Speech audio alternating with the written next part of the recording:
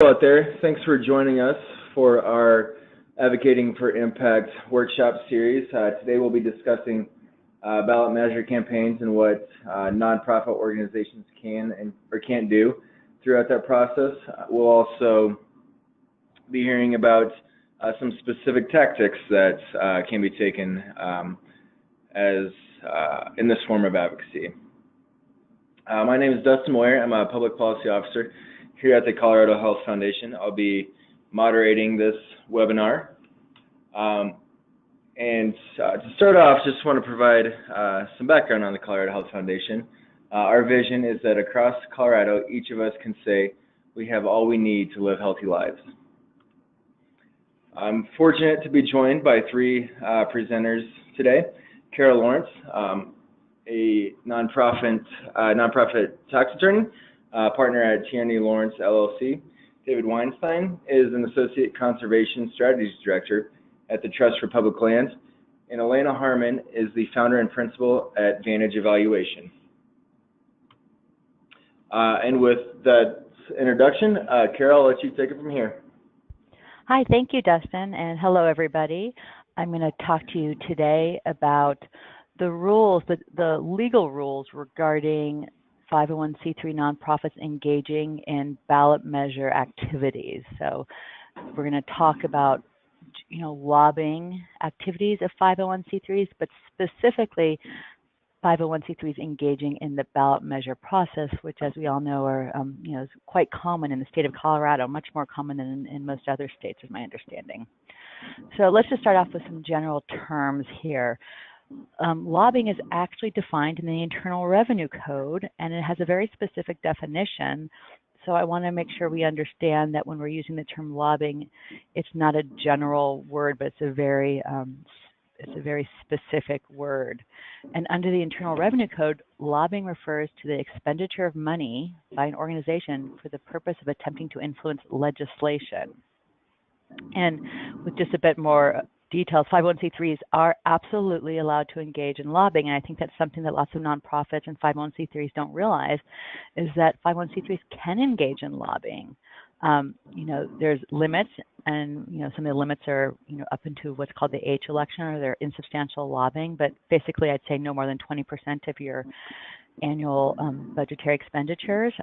But with that being said, private foundations are not allowed to engage in lobbying at all.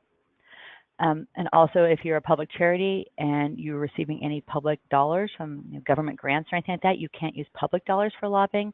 And also, if you're receiving grants from private foundations, you have to be very careful to check your grant agreement to see if there's any restrictions from using the private foundation dollars for lobbying. So again, lobbying is a specific definition. As I just noted, it refers to the expenditure of money with the attempt for the purpose of attempting to influence legislation. What's the definition of legislation? Legislation under the Internal Revenue Code is defined as any action by Congress, a state legislature, a local council or similar governing body, or by the public in a referendum, initiative, and constitutional amendment. So that's the key here, is when we're looking at lobbying, there has to be legislation, and legislation can only come from certain governmental bodies. When we're dealing with ballot measures or, constitutional amendments or the citizens' initiatives, all of those are considered to be legislation because they are coming from the general public through these types of initiatives. There's two different types of lobbying. This is really important as we start talking about ballot measures. There's direct lobbying and grassroots lobbying. Now, direct lobbying means any communication that your nonprofit or any of your staff or a hired lobbyist may make directly with legislators or their aides or those who participate in the actual formation of legislation. Now, in the ballot measure context, what this means is it's really the people, the general public, who get to vote on ballot measures and constitutional amendments. And because the general public, in these cases, they basically are the legislative body, and therefore any communication with the public about attempting to, to support or oppose any ballot measures, those are considered to be direct lobbying. So again, the reason why any communications regarding ballot measures are considered to be direct lobbying is because you're communicating with the public, and it's the public who gets to vote on that ballot measure. So that's why it's direct. You're directly communicating with the people who are voting on the measure. Now, this is just a bit different from grassroots lobbying, which doesn't come into play in ballot measures, but just to give you a quick definition, grassroots lobbying is when you basically refer to specific legislation and ask someone in the public to contact their representative. So, contact your senator to tell him or her to vote no or yes on this issue. That's grassroots lobbying. But again, when we're dealing with direct lobbying, when we're dealing with ballot measures, it's all about direct lobbying, because all you're doing is communicating with the general public about how they should vote on the ballot measure.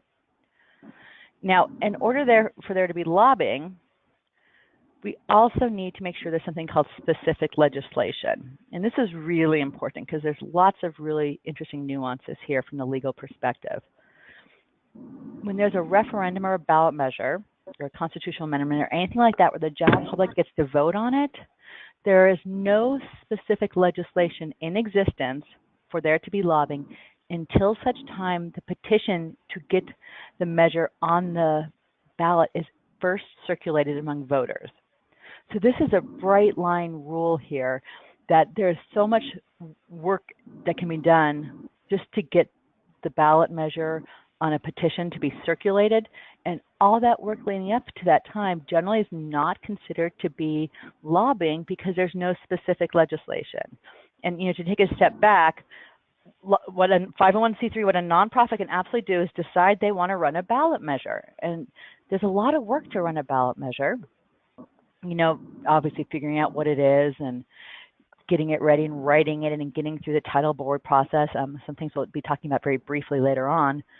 But until such time the title board basically approves what the ballot measure looks like, and you send out your first petitioner to start circulating that to get signatures so that measure goes on the November ballot, there is no lobbying. So any actions conducted before the petition starts to circulate is not considered to be lobbying.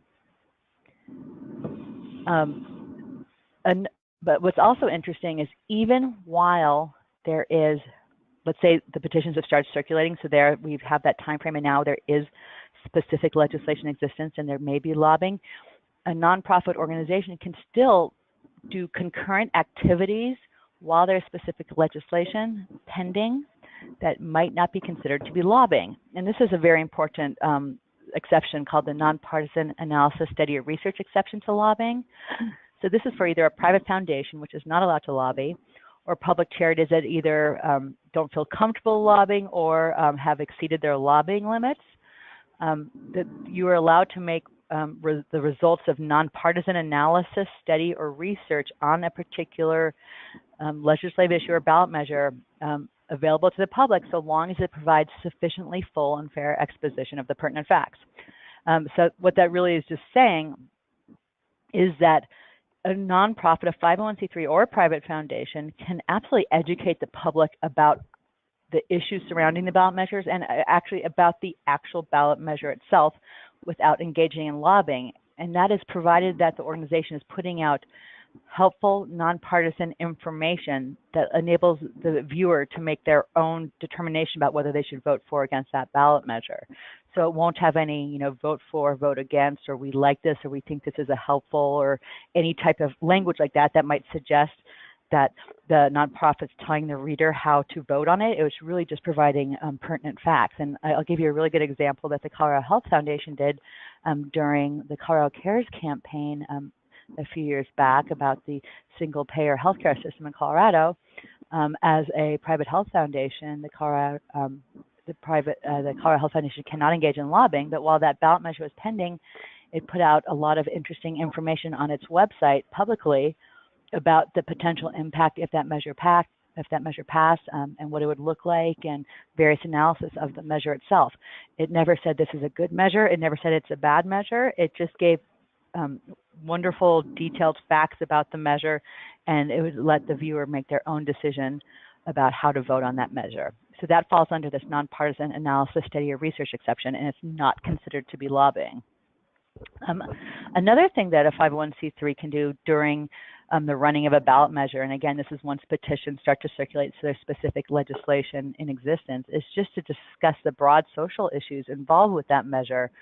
So again, you don't necessarily mention the measure, you don't say anything, but you just talk about the broad social issues involved. So, again, to use that previous example, if there's a ballot measure pending on a healthcare issue, you could just talk about various social issues involved in healthcare and what it means to the general public and the various issues, but you're not commenting on or mentioning the legislation. You're just talking about the social issues involved. And this is a term I sometimes like to call advocacy, because it's distinguished from the technical definition of legislation. So advocacy would be talking about broad social issues without referencing any specific legislation or talking about whether it's good or bad or whether someone should vote on it. It's just talking about the broad social issues that kind of underpin any pending legislation or ballot measures.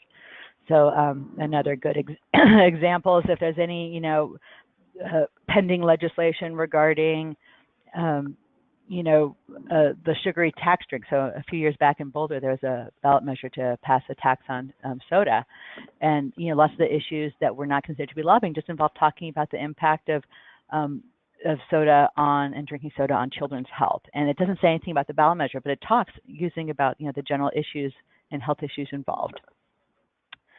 So with that, I'm going to just do a really brief overview of the ballot initiative and language and titling process. Again, I think the key thing I want you to take away from this is 501c3 organizations are absolutely allowed and permitted to think about, hey, we really want to run a ballot measure.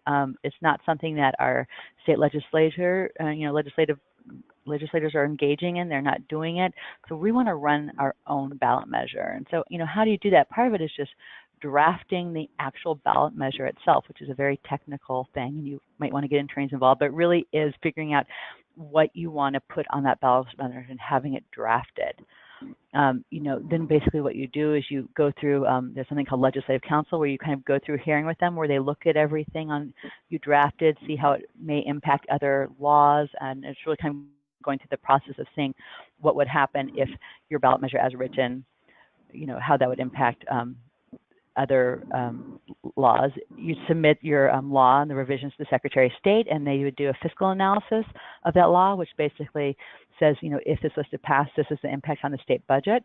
And then you go through something called title board, which is a complicated process where you stand in front of the title board and basically you have to get your ballot measure passed by the title board to make sure it can go on the measure. And what the title board is looking for is that, first of all, the ballot measure can only have a single subject matter, so it can't have multiple subjects. It's just a single subject, and it has to have a clear title. So the idea is the title board is making sure that when your ballot measure gets put on the ballot and people could vote on it, they could read it, understand it, and see what it's about.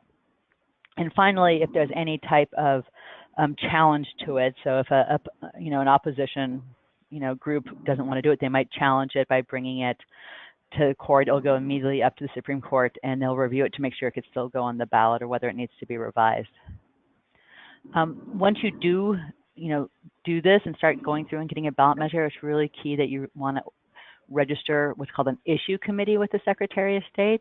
A 501c3 can absolutely register an issue committee. It might just be a matter of having a segregated bank account, and maybe the bank account, you'd give it a name related to the amendment.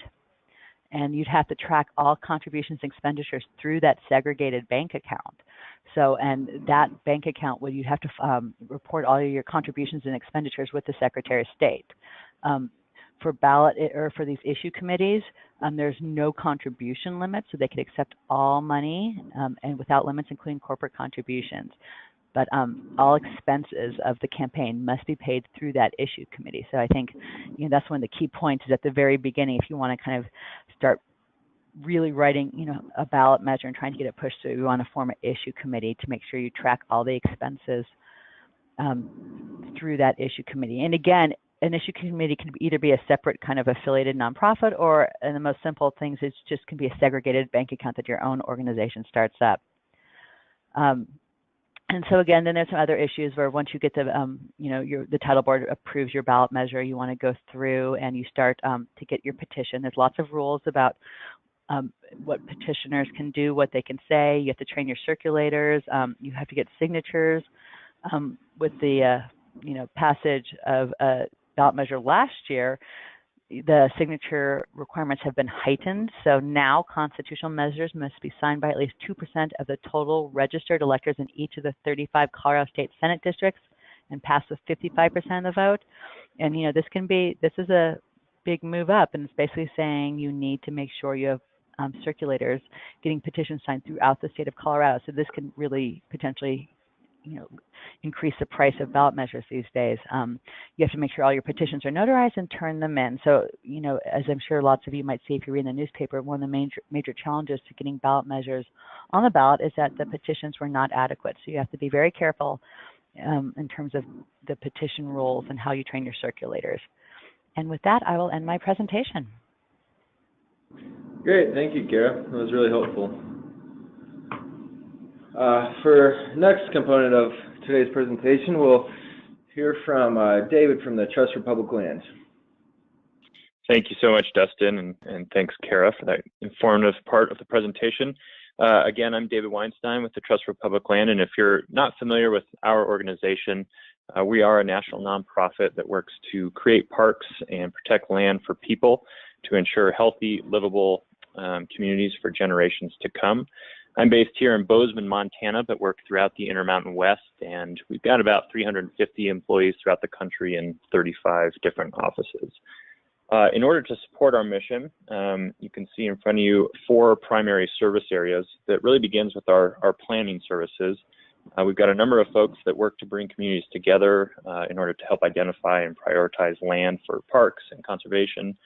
And we do what we call green printing, which is like a blueprint, but for conservation priorities. And we've got an amazing and innovative GIS and data analysis team that works at looking at large landscape projects, but can also zero in on neighborhood by neighborhood parcel projects.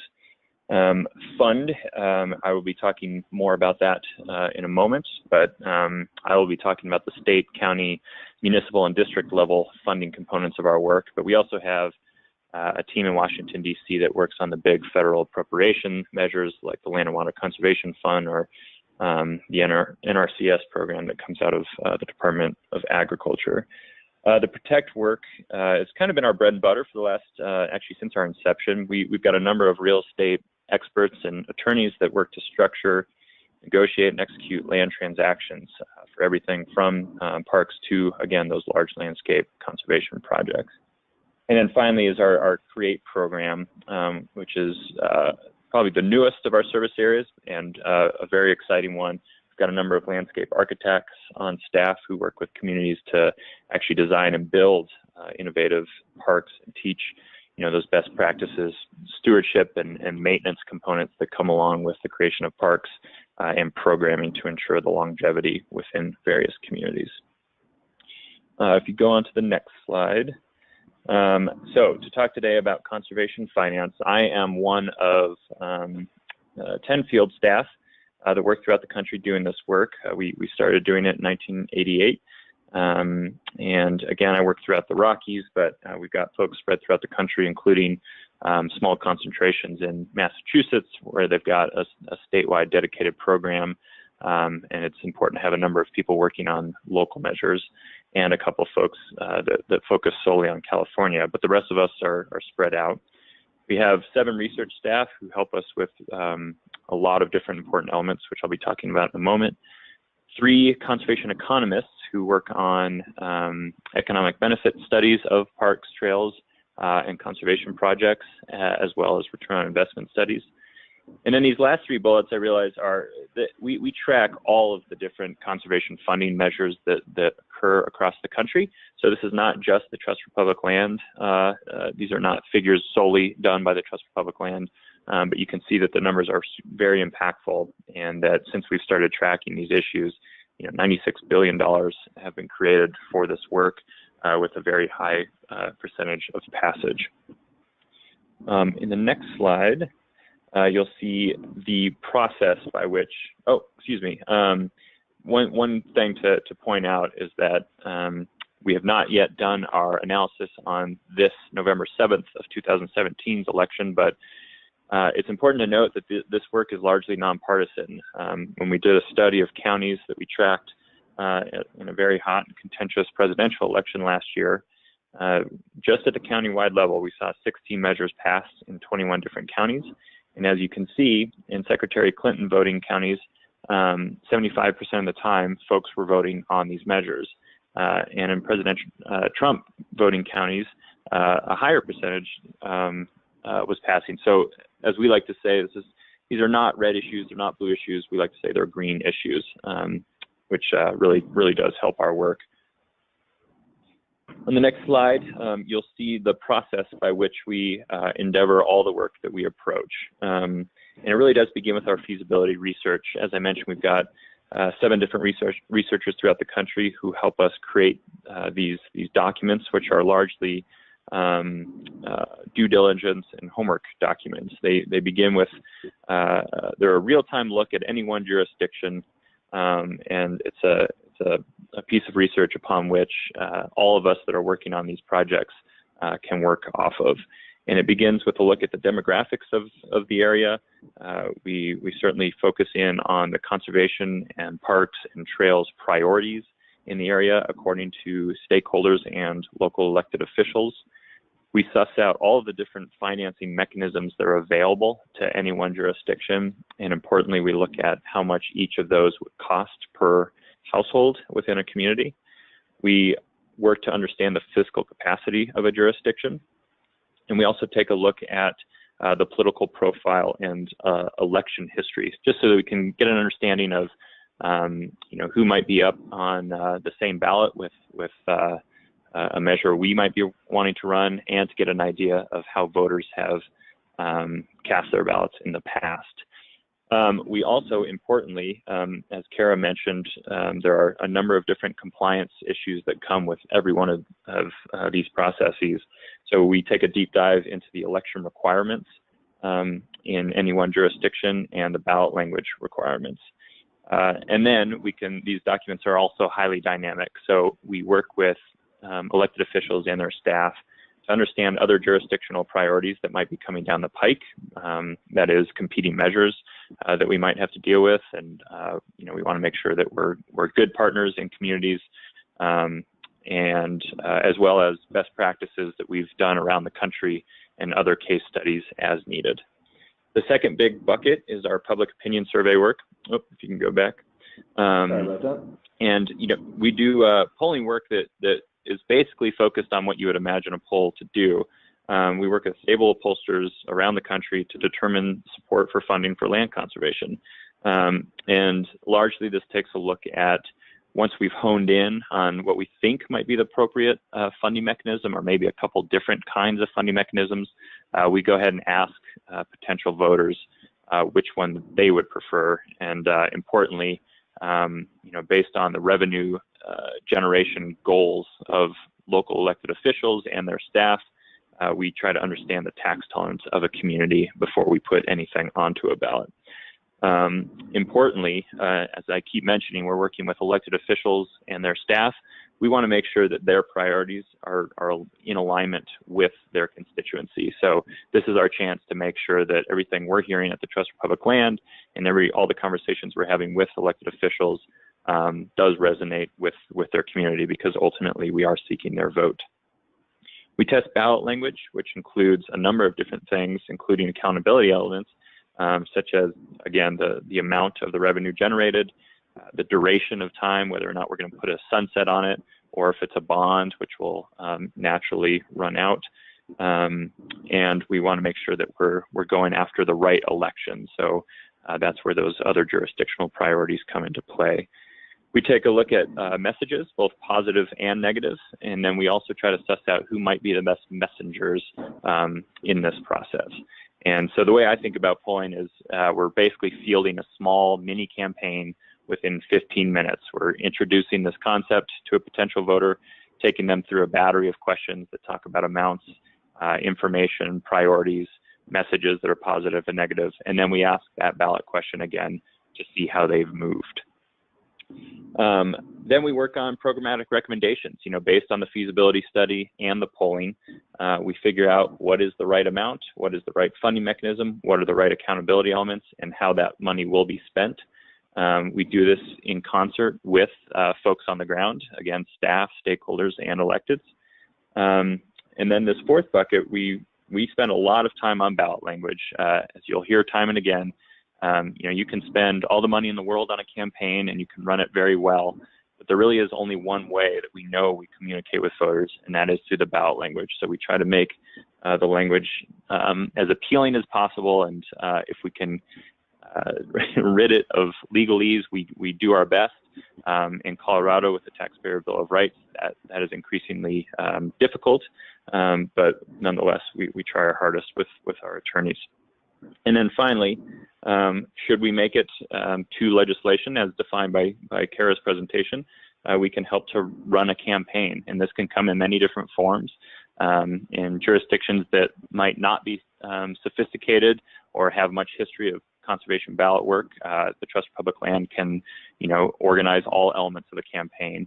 And then certainly at the statewide level, or in counties that have programs on the books or a bunch of folks that know what they're doing, we can come in and out as needed just for technical advice and assistance. On the next slide, you'll see that, as defined in Kara's presentation, the Trust for Public Land is a 501c3. So I will split my time between these two buckets. As a C3, I am working against a cap along with a number of other folks around the country, so I need to be very careful with my time so as not to push up to that cap. And we also have a TPL Action Fund, which is our 501c4. We don't use this terribly often, but in very important cases, we do employ it to sponsor campaigns. And I say we don't use it often because it is much harder to fundraise for. As you see, donations to the fund are not tax deductible. But it does allow us to work without the restrictions of lobby cap, and it comes with a campaign infrastructure to help locals on the ground through all the different compliance issues that come along with a campaign. In the next slide, you'll see what we look for at the kind of 50,000 foot level when we approach a community, and I would argue that this doesn't only apply to conservation issues, but public interest across the board. And that really does, unless you're running a citizen petition, which generally presupposes that it's going against the will of a local elected official, we are looking for that voice amongst elected official leadership. They've been voted in, they have a bully pulpit, and in my work, I work throughout the West. It's important that I am entering a community where folks have put these people in office and that they are speaking out in favor or at least not against any one measure. You need that tangible and demonstrable need and or the risk that's associated with the loss of land or high benefits that come with water and open space conservation, because ultimately, again, that we're talking about raising folks' taxes, and we want to make sure that they understand what the benefit is.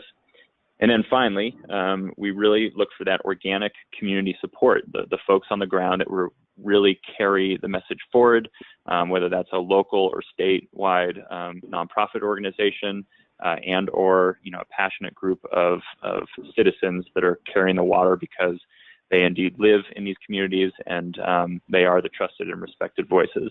And then finally, I do throw again into the middle of that triangle terrific ballot language, because I can't emphasize enough how important we think the ballot language is. And finally, today, I would just say when it comes to that community support, we're looking across the board. And this gets back to, again, it touches on a little bit of what can and cannot be done in these campaigns, but on the right side, you see organizations, nonprofits very much can lobby for a lot of these issues. They just need to be aware of how they've elected and what their lobby caps are. But we work with national organizations like the Nature Conservancy and the Land Trust Alliance, state organizations like Colorado Open Lands, down to local land trusts located throughout the state, various recreation and sportsman groups, and even medical associations like the Colorado Health Foundation or local chambers of commerce, again, per the rules and regulations of what organizations can and cannot do. And then certainly businesses tend to be our best voices when we're working on campaigns. And for us, that really begins with the outdoor industry, because there's kind of a naturally built-in consumer base that really cares about these issues. And oftentimes these consumers are out recreating on the very lands we're working to conserve. But again, the reason we've got conservation economists on staff is to understand the fiscal and economic benefit. So it makes the story to be told to financial institutions, service industry, and the tourism industry a much easier one. And that's a little bit about the work that we do. And if you'd ever like to get in touch, I know the Colorado Health Foundation and Dustin does have my contact information. Be happy to answer any questions you might have. Great. Thanks, David. And as David said, if there's any further questions about this recording or any of the other work, feel free to reach out to the Colorado Health Foundation directly, and we can put you in contact with any of our presenters or other resources that we have access to. Our final presenter today is Elena from Vantage Evaluation. Elena and her team spent quite a bit of their last few months looking at the 2016 ballot cycle and was able to draw on some lessons that we think will be useful for our partners as they think about running their own ballot language. Excellent. Thank you, Dustin. And I just want to thank the Colorado Health Foundation for inviting us to share some of the findings from this evaluation project that really took an in-depth look at reflections and lessons learned from the 2016 election cycle just in Colorado. And hello everyone, and thank you for joining us today. We'll go ahead and jump right into the content. The reason why we decided to do this is because 2016 was a really crowded year for ballot measures in Colorado. And there were 6 state or local measures that had direct health implications.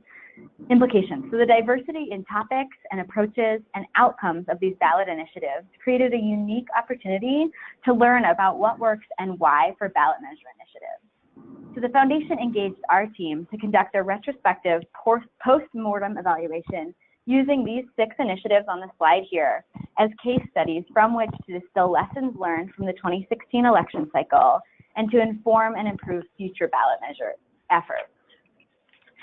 On the next slide, we were specifically charged with answering 3 questions.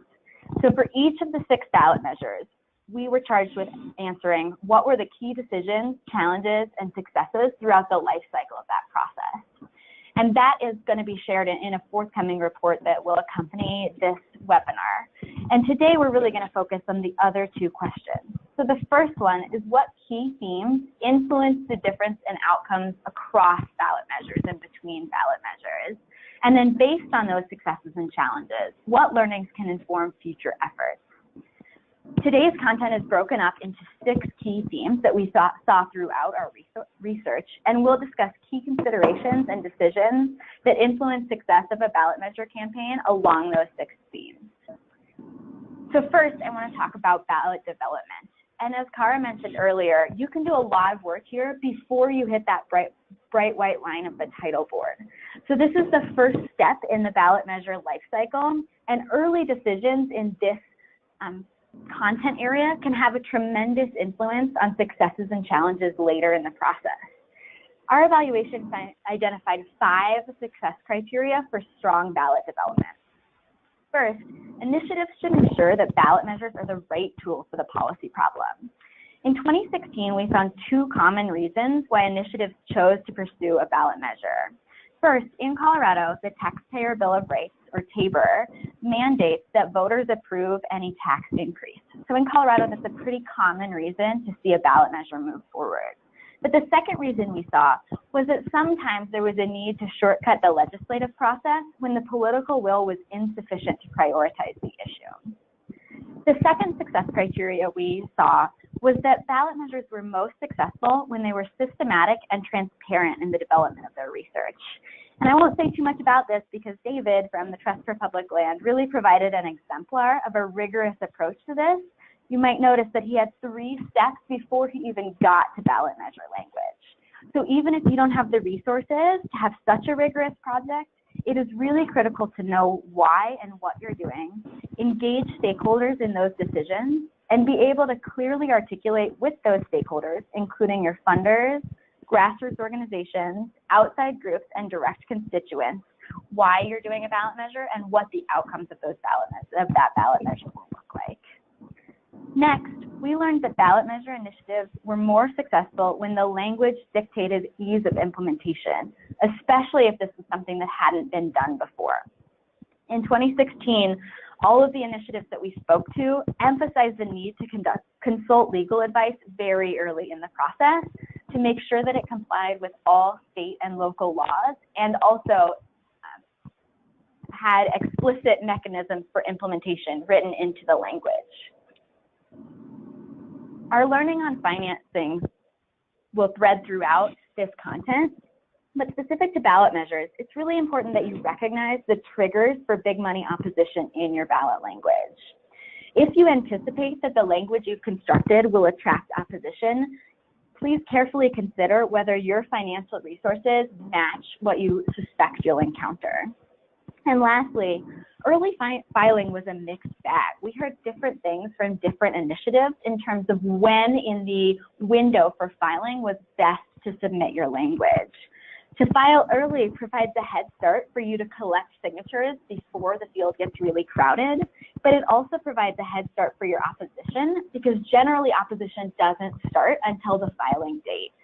And so while you're still working on that ballot development, you're sort of flying on the under the radar because your opposition isn't exactly sure what exactly they'll be fighting against yet.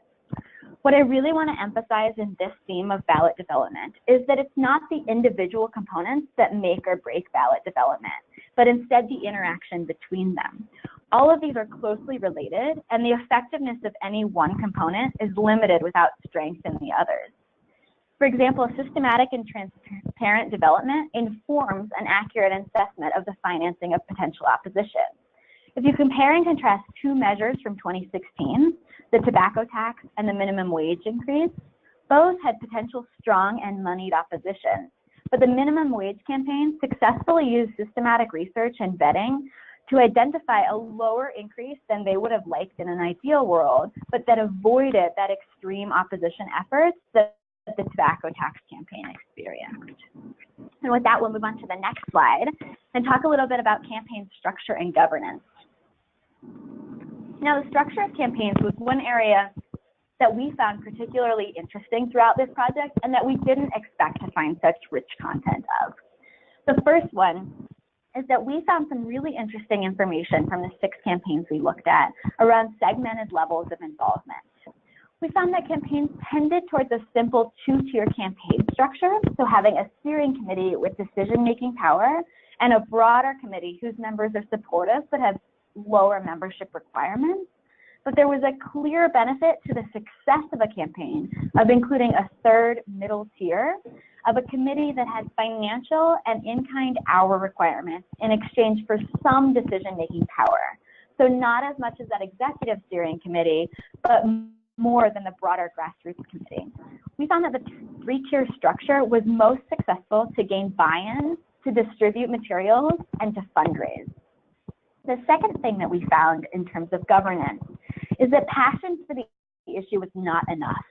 Governance structures were most successful when they were intentional about the skills they needed and were systematic about identifying their gaps and engaging additional members who held those skills. While bringing diverse groups together takes time and effort, it's often a preview of the difficulty of campaigning with the public. So the more that your governance structure is diverse and representative of the types of groups that you'll be campaigning with, the more successful the campaigns were. Convening those diverse groups early on in the process produced more resilient coalitions, stronger public campaigns, and a higher likelihood of successful implementation. The other thing that we found really interesting was there was a lot of rich content that the campaigns shared with us about the communication structures that worked best.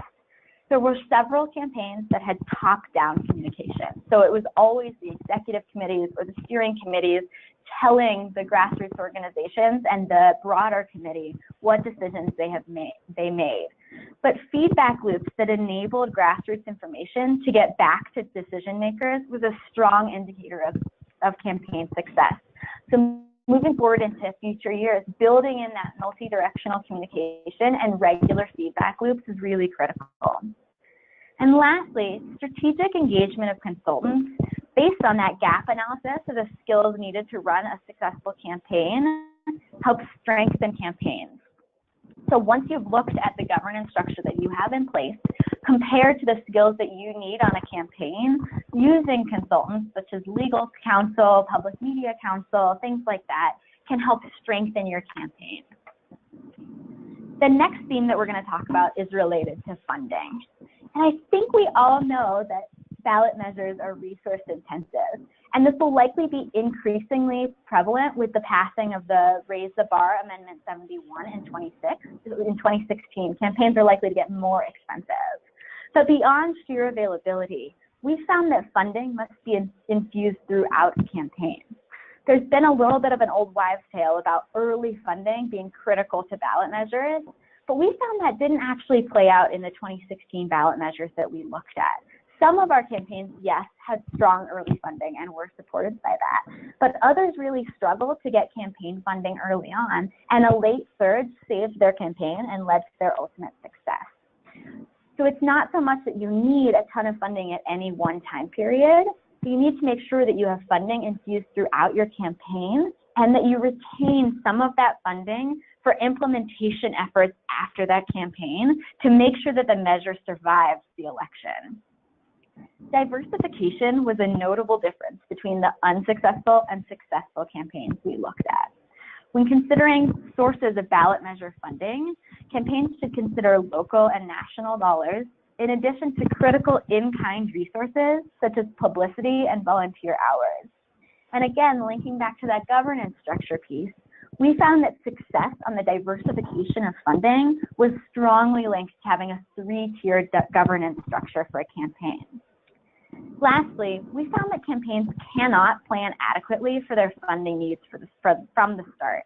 And this is another reason why early funding is not the end-all and be-all of campaign funding, because things change during campaigns, either to make them more resource-intensive than you expected, or to make them less. So campaigns worked best when they were flexible and adaptive in both increasing and decreasing their projected funding needs as their situation changes.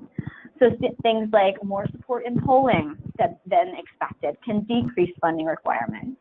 Strong opposition that you didn't predict can increase funding opposition. And ballot crowding can have both effects, because when the ballot is crowded, it can increase the cost of signatures and the cost of getting eyeballs on your campaign. But when one of those ballot measures drops out, say it doesn't make it to the title board, we found that that had an unexpected infusion of funding for other campaigns later on. So in some ways, it was a positive thing for the campaign.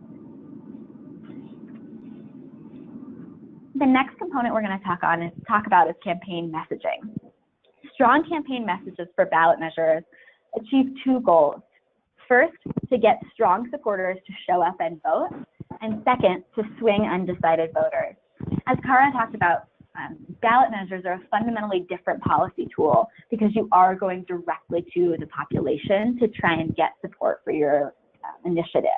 The strongest campaigns we saw included a core message that was consistent throughout their campaign messaging, but that was carefully adapted to these different subgroups. So the seed of the message was the same for both strong existing supporters and swing voters, but it was presented in a slightly different way to motivate the different actions that you're trying to compel in those groups. Relatedly, messages should be both tested and targeted. And by targeted, we mean targeted to the group of people the campaign is trying to reach, both that two-part distinction that I just drew between strong supporters and swing voters, but also between demographic components of different voting groups. And it should also be targeted to the medium. So what works on billboards does not work on Facebook. And so your campaign messages have to have the same core messaging, but vary depending on the population you're trying to reach and whether it's on a billboard, a TV ad, or on Facebook. The other areas where your messages need to be targeted is to the life cycle of the campaign. We found a really strong trend towards more positive campaign messages in the beginning, and then as opposition ramps up, trying to counter those opposition messages later in the campaign. Campaigns that tried to counter opposition before the opposition ramped up were less successful than those who started by pushing out a positive message. We get asked a lot, okay, what's the best messaging for ballot measures campaign? And is it Facebook? Should I be pumping all my money into that? Should I even do billboards anymore? And we did not find that any mode of messaging was universally more or less effective. Instead, what mattered was how intentionally the modes were matched to the groups they were trying to reach and the message they were trying to promote. And I think it goes without saying that everything that I just talked about developing a strong core message and then targeting it using different modes and slightly tailored messages is a very resource-intensive part of this campaign work. And so the most successful campaign messages were those that were well-funded and had the bandwidth to do that intensive targeting. The next theme that we want to talk about is grassroots involvement in the campaign, in the ballot measure initiative. Our interviews identified two forms of public advocacy to consider: grass tops involvement, engaging with opinion leaders that had connections, and grassroots engagement, where you're working with advocates that have reach in the desired legislative district that you're working in. We found that grassroots support was critical for collecting signatures, spreading campaign messages, and ensuring effective implementation after the election. Here, the most important strategy for campaigns was to develop grassroots relationships early, sometimes even before a specific measure was developed, and to maintain those relationships. What we heard over and over again is that by the time you need grassroots support, it is too late to develop those relationships. And so preempting the need for grassroots support by doing it early on in the process was really critical. This was true throughout the campaigns we looked at, but even more true for campaigns that required heavy on-the-ground advocacy work. The last theme that we found in our research this year was related to implementation. Ballot measures campaigns do not end on election day. Additional work is necessary to ensure that a passed measure is implemented successfully. As we talked about earlier in this presentation, early decisions around the language of the measures and the level of grassroots support a measure has can strongly impact the success of implementation. Regarding language, some measures are easier to implement than others, and success factors include integration with existing regulatory structures. So for example, in 2016, the minimum wage initiative relied on existing labor regulations and existing labor structures. They just changed the level at which those were enforced. And the second piece is really making sure that you're reducing loopholes in the language. So conversely, the sugary drink tax, once they got through the ballot measure process and into implementation, they found that the language they wrote unintentionally had a lot of loopholes so that it wasn't enforced as strictly as they had intended.